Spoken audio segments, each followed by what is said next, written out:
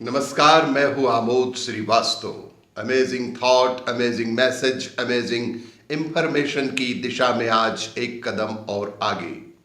आज के इस दो चिंतन का विषय है कि ज्ञान से करें हर परिस्थिति का सामना और नकारात्मक भावनाओं को दूर रखें। आपको ये मेरा वीडियो अच्छा लगे तो लाइक करें, शेयर करें और लाल बटन दबाकर सब्सक्राइब अवश्य करें। साथ ही बेल आइकन दबाना बिल्कुल ना भूलें।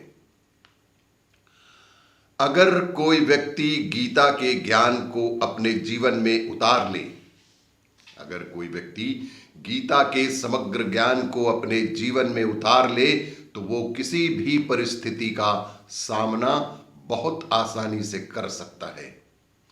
कहते हैं श्रीमद् भागवत गीता में जीवन का सार बताया गया है और अगर कोई व्यक्ति गीता के ज्ञान को अपने जीवन में उतार ले तो वो किसी भी परिस्थिति का सामना बेहद आसानी से कर सकता है।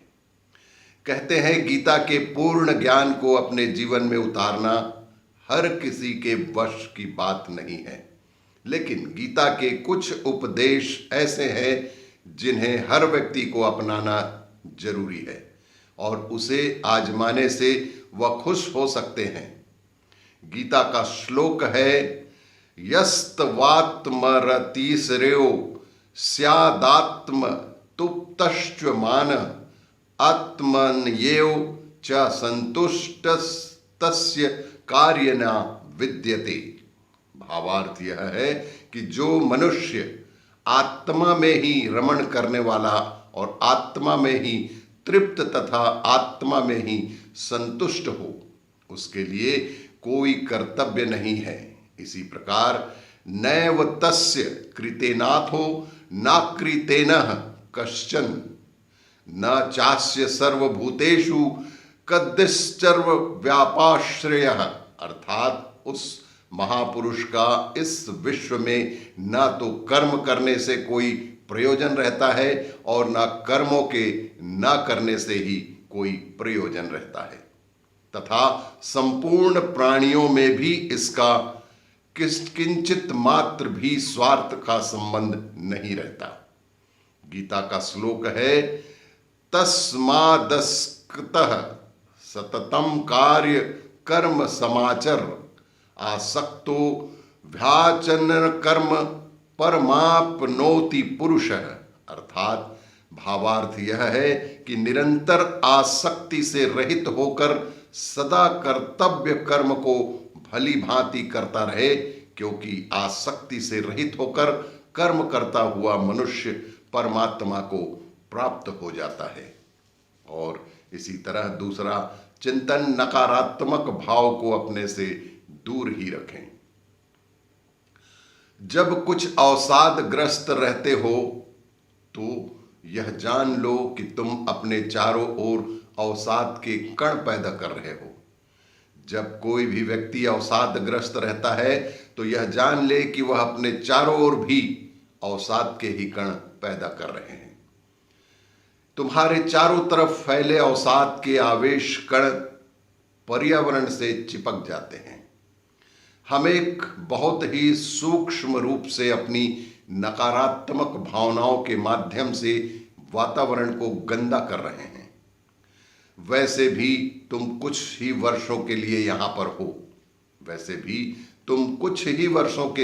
पर हो, तुम इस ग्रह पर कुछ ही साल रहोगे और जब तक तुम यहाँ हो, अच्छा होगा कि तुम उसे खुशी खुशी बिताओ।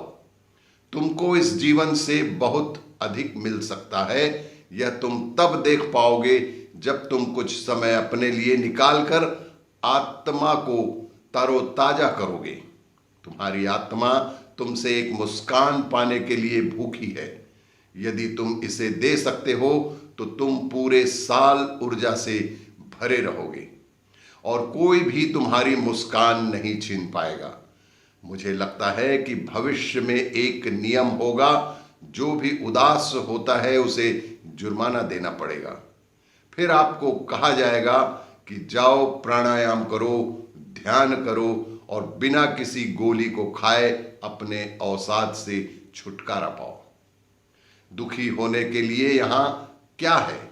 दुखी होने के लिए यहाँ क्या है? दुखी भी वही व्यक्ति होता है जो किसी से अपेक्षा रखता है। दुखी वही व्यक्ति होता है जो किसी से कोई अपेक्षा रखता है और अपेक्षाएं पूर्ण न होने पर वह अवसाद में चला जाता है। इसीलिए खुश रहने के लिए कभी किसी से कोई अपेक्षा ना रखना चाहिए, क्योंकि उसके पूर्ण नहीं होने पर मानसिक तनाव व नकारात्मक भावनाओं का उदय होना तय बात है।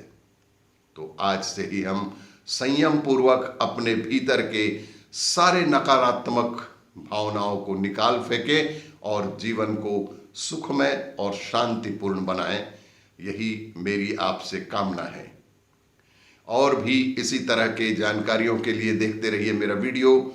लाइक करें, शेयर करें और सब्सक्राइब अवश्य करें। धन्यवाद।